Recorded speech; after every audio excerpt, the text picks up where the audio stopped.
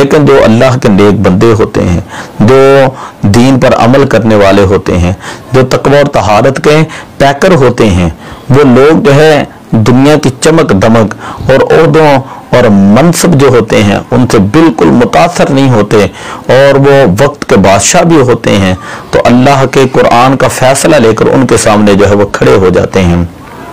اور سچ بات بھی یہ ہے کہ جب معاشرے کے اندر فیصلے قرآن اور حدیث کے مطابق ہونا شروع کر دیں تو معاشرہ امن کا گہوارہ بن جاتا ہے، وہاں ہر ایک کی عزت محفوظ ہوتی ہے، وہاں پر ہر ایک کو انصاف ملتا ہے، وہاں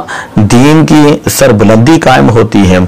اور ہر شخص جو ہے وہ اپنے آپ کو محفوظ جو ہے محسوس کرتا ہے۔ لیکن جہاں پر معطل کتاب اللہ و سنت نبی، کتاب اللہ اور سنت رسول کو چھوڑ کر فیصلے کر دیے جاتے ہیں تو اس قوم کے اندر بے حیائی، فحاشی، عریانی